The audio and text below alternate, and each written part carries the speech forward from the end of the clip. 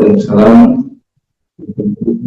Kita haturkan kepada junjungan seluruh alam pemimpin para nabi dan rasul sekaligus bentuknya Sayyidul Anbiya wal Mursalin dan rahmatul alamin ialah baginda Nabi Muhammad sallallahu alaihi wasallam.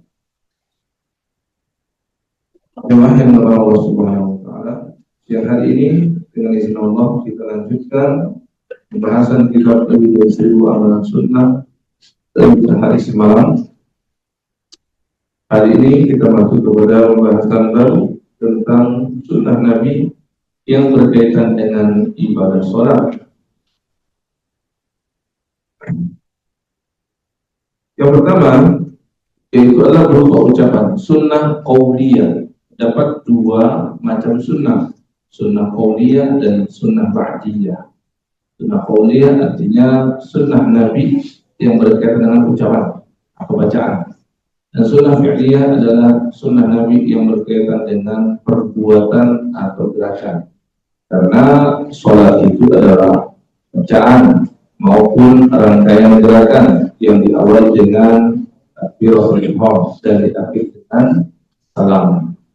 Maka semenjak seseorang mengucap takbir sampai dia mengucap salam, di antara itu semua akan ada baca-bacaan dan akan ada gerakan.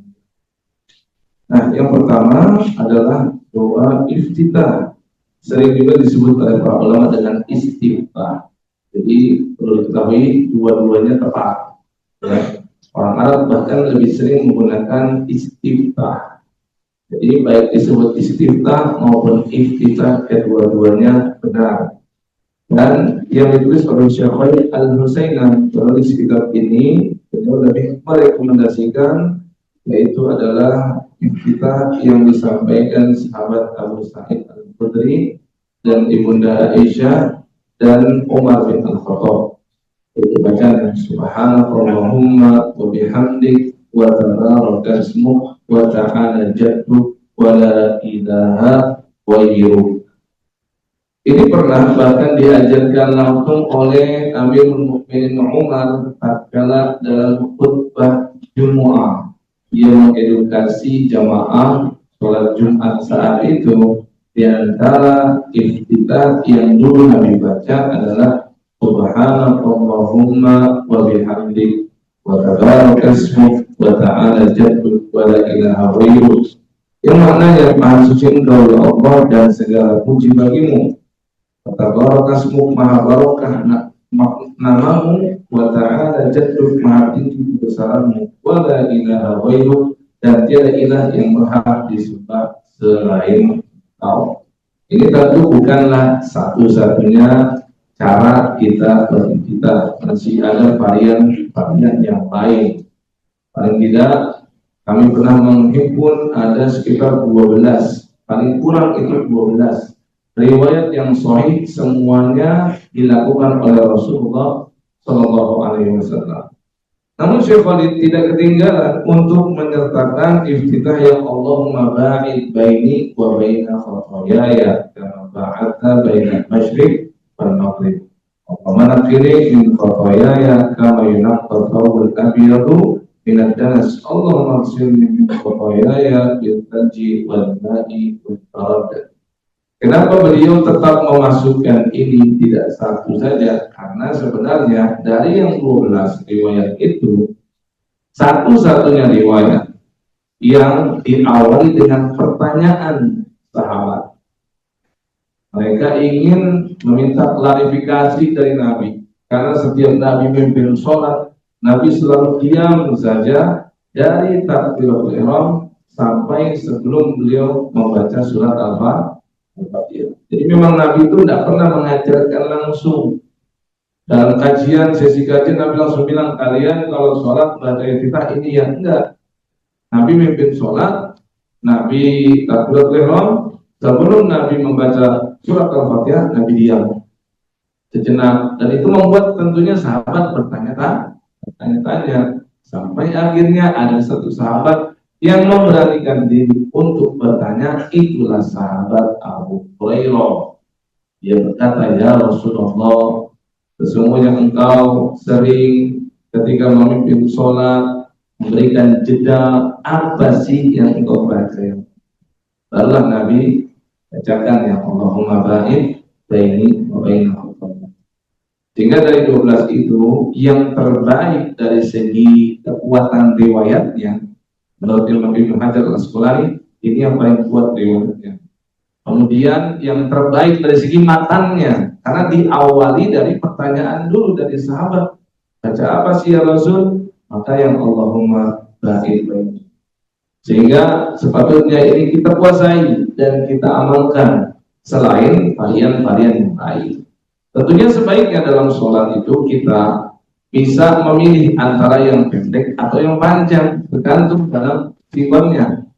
Kalau kita memiliki imam yang ternyata bacaannya pendek, kita kan bisa menyesuaikan dengan kita yang pendek, seperti yang diusulkan berwalid ini. Subhanakallahumma bihamdik wa tabarakasmu wa ta'ala jadduk wa la ilaha ini pendek. Mau yang lebih pendek lagi sebenarnya ada seperti bahwa akbar kabiro, walhamdulillahi kathiro, wa subhanallahi bukratan wa asila. Itu termasuk yang pendek. Ini adalah riwayat Ibnu Umar. Umar berkata, ada seseorang yang membaca ini, jadi dia itu ngarang-ngarang sendiri. Tapi karena dia tahunya apa yang dia karang-karang, ketika Nabi masih hidup, wahyu itu masih turun. Kalau salah pasti akan dibenarkan. Kalau benar, ya alhamdulillah dia bisa dapat pahala jariah. Karena bayangkan orang yang membaca seperti ini, karena riwayat sahabat ini setiap dibaca maka mengalir ke rekening pahala sahabat tersebut. Kata Ibnu Umar, sahabat tersebut awalnya tidak mau mengaku ketika Nabi tanya, tapi Nabi yakinkan tidak apa-apa. Siapa tadi yang membaca Allahu Akbar kabira? Dia pun mengaku dan akhirnya Nabi bersabda, ajibtulah, saya takjub dengan bacaanmu tadi. Futihat laha abwabus sama, pintu-pintu langit dibuka oleh malaikat dengan sebab bacaanmu barusan. Berarti kan ini disetujui oleh Rasul. Ada yang paling pendek riwayat sahabat Anas bin Malik. Alhamdulillah hamdan katsiran thayyiban mubarakan fihi. Ini juga sama diawali dari karang-karangan sahabat. Dan Anas bin Malik setelah sholat Nabi bertanya, ayyukum al-mutakallim bihadza? Siapa tadi di antara kalian yang membaca alhamdulillah hamdan katsiran thayyiban mubarakan fihi? Sahabat itu mengaku, kemudian Nabi bersabda, laqad ra'aitu itnai asyara malakan yabtadirunaha ayyuhum yarfa'uha. Bacaan ini luar biasa. Saya melihat ada 12 malaikat berebutan mengambil bacaanmu barusan, dan mereka berlomba-lomba untuk mengangkatnya ke langit. Ini menunjukkan bacaan itu tentu banyak variannya, dan semakin banyak yang kita kuasai, semakin kita tidak jenuh dalam sholat, bisa berganti-gantian. Dan benefit yang kita peroleh kalau kita sedang bermakmum, maka jika imamnya lama, kita tidak perlu ngedumel dalam hati, tidak perlu merasa kenapa lama betul. Kita bisa pilih varian yang panjang. Begitu pun sebaliknya, jika imam ternyata nggak lama berhenti langsung membaca surat Al-Fatihah, kita bisa memilih kita yang pendek. Semua ini ada manfaatnya. Kemudian yang berikutnya berta'awuz. Yang kedua berta'awuz atau isti'adzah. Ini juga sama. Istilah yang lebih populer di kita ta'awuz. Kalau di masyarakat Arab isti'adzah sama maknanya, meminta perlindungan kepada Allah dari syaitan. Yang paling minimal adalah a'udzubillahi minasyaitonir rajim. Ini merupakan iktibas mengutip dari Al-Quran Al-Karim pada surat An-Nahl surat 16 ayat 98. Fa'idza qara'tal Qur'ana fasta'idz billahi minasyaitonir rajim. Tapi bukan satu-satunya. Ada varian yang lain seperti yang disampaikan Ibunda Aisyah. Nabi membaca a'udzu bis-sami'il alim minasyaitonir rajim. Dihilangkan lafzul jalalah Allah, diganti dengan dua asmaul husna, as-sami' dan al-alim. A'udzu bis-sami'il alim minasyaitonir rajim. Ada lagi riwayat sahabat Ma'qil bin Yasar radhiyallahu anhu, lafzul jalalahnya Allahnya tetap ada, sehingga lebih panjang sedikit, a'udzu billahis sami'il alim minasyaitonir rajim.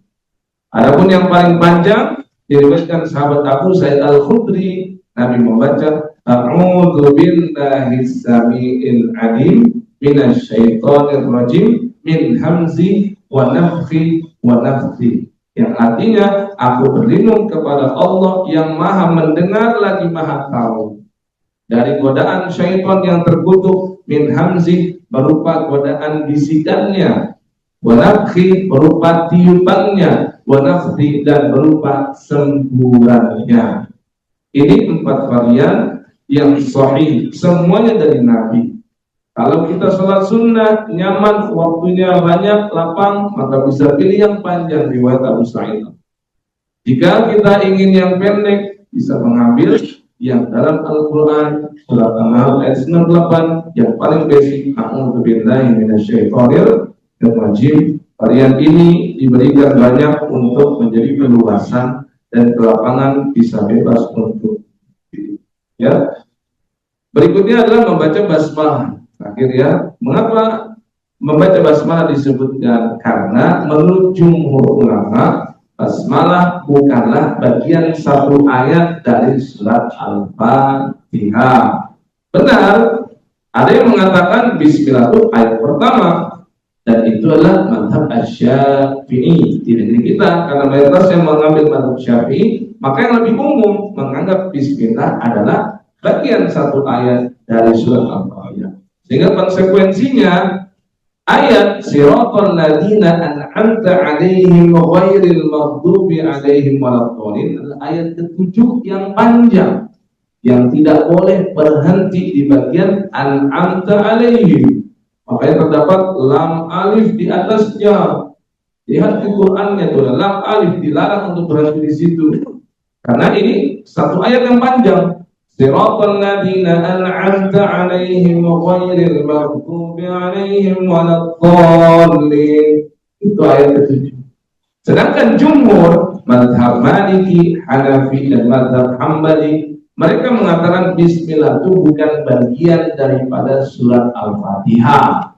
Dia adalah wahyu yang turun dari Allah kepada Nabi untuk digunakan dalam aktivitas yang baik, mengawali yang baik-baik, di antaranya mau membaca Al-Quran.